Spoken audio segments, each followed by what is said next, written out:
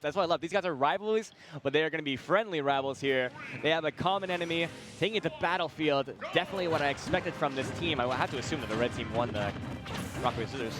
You got to put it all the way down, put everything behind you when it comes to protecting your country. Absolutely nothing else matters but home turf. So way back when at, oh no, is he dead? He actually is! Ramzy trying to save, that's going to be a rough first stock. Wow. Of course, he's a heavy body, so he definitely will live a bit longer if he doesn't get gimped like that. Of course, ESAM, his specialty. Before, long way back at Big House 6, KingKong and ESAM actually did play some friendlies together, and ESAM said some really good words about KingKong. Like, he was very impressed with his Bowser, and even gave him a run for his money. So these two are not strangers to each other. That's actually a really interesting fact, especially when you consider what happened to KingKong in the first couple seconds of that, because you know that he's never going to let him live that down. So.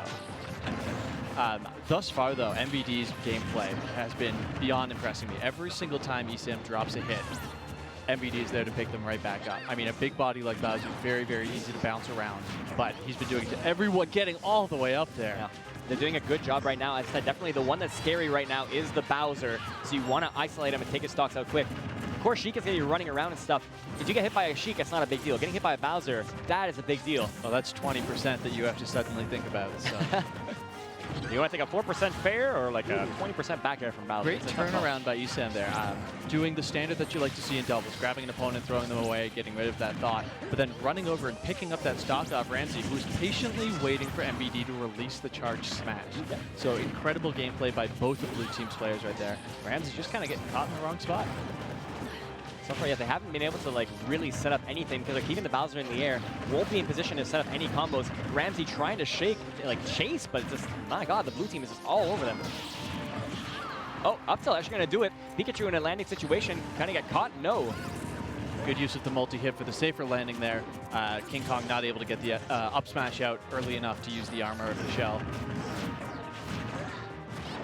Good interruption by Ramzy. ESAM going all the way down looking for that lightning spike. Not able to get it though. But then coming up with the up smash. KingKong, they do have the share stock. Definitely KingKong has taken the most damage here in this match without question. They're just really bullying this poor man. Well, when you've got such a big body against such combo heavy characters with Bayonetta and Pikachu, what else do you expect? Well, that's definitely what the case is in doubles. So you have those strong options, but you got to keep in mind, the juggling is just too strong. Could this be it? Off the top, it's not quite. Bowser's heavy body just clutching it out. Only at that 71%, but this time coming off that platform. And nicely done. You see Ramzy trying to get involved and stop a Pikachu on his back too. So MVD. A little bit of respect from ESAM coming out there. MVD doing the standard of Bayonetta taunting, trying to tilt the opponent. ESAM turning around and jabbing him, saying none of that. MVD has turned to the dark side, becoming the taunting Bayonetta. We see infamously here in the Smash scene. Nicely tech. Yeah, he will not miss those techs. You're going to have to find more ways to stage spike because it's not going to work on Ramzy. Now, while Ramzy may not be the one to miss the tech, ESAM definitely dropping that stock. Just saying, you know, shots, we have a little bit of bias towards our Canadian representatives here. I mean, ESAM and MVD are two of my favorite players, so there's no bias from me. You got to love to root for an underdog. Give me that. Just give me that at least. Oh, always, always, always. Well, that's a bit of a rough start. I thought Battlefield was actually going to help him a lot, but getting carried off so many times with the platform assist didn't do KingKong much favors there. You really did not see MVD standing on the main stage too frequently. Yeah. He spent almost all of his time up top, let ESAM control the base, and almost every time ESAM got a grab, if he didn't throw them off stage, he threw them up, because there was MVD to pick it up with a down tilt or an up tilt or an up beat, which is absolutely clean gameplay from the PG team. Yep. If I were in their shoes right now, as you see on stream, I would like to see maybe an FD come out. I think the flatter plane might help them a lot. My concern there really comes from the amount of domination that Pikachu can throw out when you only have one place to go. Yeah. Right? The quick attack, letting them move around so quickly. Same thing with the ABKs coming out of Bayonetta. Bowser doesn't have maneuverability options. You need somewhere to hide. Fair. I assume that he would hide behind Sheik by a wall of Sheik fairs, but let's see if I'm right. Commentator's curse? Town and City's the next best thing. Given that lower ceiling, it's going to be a bit rough. Of course, Bayo loves to kill off the top as well. But Bowser's Koopa cannot be ignored. Nope, not in the slightest. And Sheik also a little advantageous with the lower ceilings. Yep. Obviously. KingKong just started with a down smash? This man. Okay. might not get the stock that way, but you'll definitely strike fear into your opponents, and if that's what he wants, that's the KingKong way.